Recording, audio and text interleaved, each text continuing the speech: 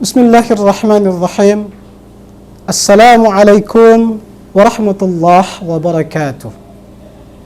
Alhamdulillah. Alhamdulillahilladzi hadana lihada. Wa ma kunna linahtadiya laula an hadana Allah. Ashhadu an la ilaha illallah wahdahu la syarika lah. Wa ashhadu anna sayyidana Muhammadan abduhu wa rasuluh. Allahumma salli ala sayyidina Muhammad wa ala alihi wa sahbihi wa man tabi'ahum bi ihsanin ila yaumiddin. Amma ba'd. Sahabat muslim dimanapun berada, bersyukur kepada Allah dengan ucapan Alhamdulillahi Rabbil Alamin. Bersalawat kepada baginda Nabi Muhammad sallallahu alaihi wasallam dengan ucapan Allahumma salli ala sayyidina Muhammad wa ala ali sayyidina Muhammad. Sahabat muslim, para pemirsa pelaksana ibadah puasa Ramadan yang dirahmati Allah Subhanahu wa taala. Mari kita senantiasa bersyukur kepada Allah atas segala karunia, rahmat dan nikmat yang telah Allah berikan kepada kita. Karena atas nikmat, rahmat dan karunia itulah sehingga kita dapat dipertemukan di dalam bulan Ramadan. Bulan yang sangat diberkahi oleh Allah Subhanahu wa taala. Bulan yang penuh dengan ampunan Allah. Bulan yang di mana Al-Qur'anul Karim diturunkan. Sebagaimana dalam Al-Qur'an surah Al-Baqarah ayat 185. Allah Subhanahu wa taala berfirman, A'udzu billahi minasy syaithanir rajim.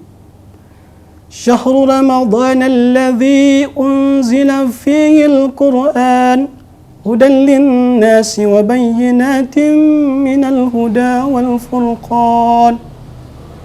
Di dalam bulan Ramadan, Al-Quran diturunkan sebagai petunjuk bagi manusia dan penjelas serta penjelasan bagi petunjuk itu dan pembeda antara yang hak dan yang batil. Para pemirsa, sahabat muslim yang dirahmati Allah Subhanahu wa taala, Al-Quran diturunkan di dalam bulan Ramadan. Maka sudah barang tentu bulan yang sangat diberkahi oleh Allah Subhanahu wa taala ini menjadi momentum dan kesempatan emas bagi kita umat Islam untuk senantiasa meningkatkan kualitas ibadah kita. Mari kita senantiasa memanfaatkan Ramadan ini untuk senantiasa membaca Al-Quran. Karena begitu dahsyatnya, luar biasanya keutamaan-keutamaan membaca Al-Quran, terutama di dalam bulan suci Ramadan. Dan keutamaan-keutamaan diantaranya adalah yang pertama, dilipat gandakannya pahala kita. Sebagaimana dalam hadis Nabi Muhammad sallallahu alaihi wasallam yang berbunyi, "Man qara'a harfan min kitabillah falahu bihi hasanatu wal hasanatu bi asyri amsalha la aqulu alif lam mim harf walakin alifun harf wa lamun harf wa mimun harf." Barang siapa yang membaca satu huruf daripada Al-Quran, maka baginya satu kebaikan, dan satu kebaikan itu dilipat gandakan menjadi 10 kali lipat. Aku tidak berkata alif lam mim itu satu huruf, akan tetapi alif itu satu huruf, lam itu satu huruf, dan mim itu satu huruf. Pemirsa sahabat muslim yang dirahmati Allah Subhanahu wa taala, coba bayangkan satu huruf diberikan satu kebaikan dan dilipat gandakan menjadi 10 kali lipat. Lantas kalau kita membaca Al-Quran dari surah Al-Fatihah sebagai pembuka dan penutupnya surah An-Nas, berapa banyak kebaikan yang diberikan oleh Allah Subhanahu wa taala kepada kita.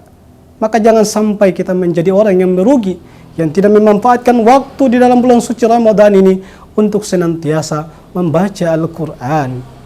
Sahabat muslim yang dirahmati Allah Subhanahu wa taala, yang kedua, Al-Quran akan datang di hari kiamat untuk memberikan syafaat bagi para pembacanya.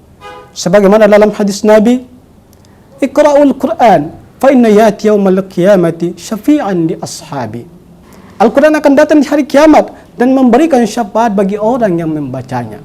Maka mari kita senantiasa luangkan waktu kita, habiskan waktu kita di dalam bulan Ramadan, dan bukan saja di dalam bulan Ramadan untuk senantiasa qiraatul Quran, membaca Al-Quran.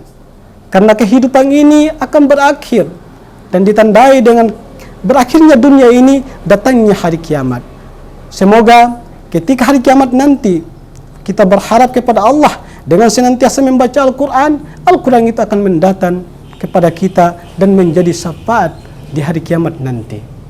Yang berikut, yang ketiga, Al-Quran ketika kita membacanya, maka Allah akan datangkan ketenangan dan rahmat bagi kita. Sebagaimana dalam Al-Quran surah Ar-Ra'd ayat 28, Allah Subhanahu wa taala berfirman, A'udzu billahi minasyaitonir rajim. Alladzina amanu wa tatma'innu qulubuhum bi dzikrillah, ala bi dzikrillah tatma'innul qulub. Yani orang-orang beriman dan tentram hati mereka, hanya dengan mengingat Allah hati ini menjadi tenang. Sahabat seiman, seakidah yang dirahmati Allah Subhanahu wa taala, kalau kita ingin hati kita tenang dan diberikan rahmat Allah itu turun kepada kita dalam kehidupan kita, maka mari kita senantiasa luangkan waktu kita untuk membaca Al-Quran. Dan di dalam sebuah hadis dikatakan bahwa Nabi SAW bersabda, dan suatu kaum yang berkumpul di rumah Allah untuk membaca Al-Quran dan mempelajarinya di antara mereka, maka ketenangan Allah turunkan kepada mereka dan rahmat Allah meliputi mereka, dan sesungguhnya para malaikat mengelilingi mereka, maka mereka pantas di sisi para malaikat. Sahabat seiman sekidah yang dirahmati Allah Subhanahu wa taala, begitu dahsyat dan luar biasa keutamaan membaca Al-Quran di dalam bulan suci Ramadan. Maka mari kita senantiasa meningkatkan kualitas ibadah kita di dalam bulan suci Ramadan ini dengan senantiasa membaca Al-Quran.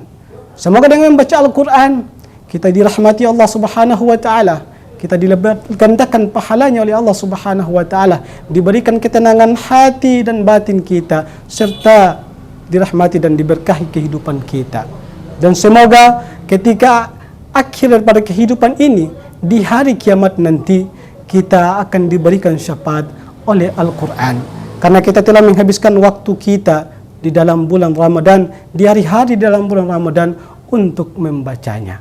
Dan yang paling penting, perlu kita ingat, di dalam bulan Ramadan ini Al-Quran diturunkan. Dan salah satu malam yang sangat dimuliakan oleh Allah yang disebut dengan malam Lailatul Qadar, malam yang lebih baik daripada 1000 bulan. Semoga kita dapat dipertemukan oleh Allah dengan malam yang dimaksud, sehingga dosa-dosa kita gugur diampuni oleh Allah Subhanahu wa taala. Mari kita senantiasa menjalankan ibadah kita semata-mata ikhlas serta mengharapkan rahmat Allah Subhanahu wa taala. Pemirsa, sahabat muslim yang dirahmati Allah Subhanahu wa taala, demikian, semoga bermanfaat. Mohon maaf lahir dan batin. Akhirul kalam, wallahu muwaffiq ila aqwamit thariq. Wassalamu alaikum warahmatullahi wabarakatuh.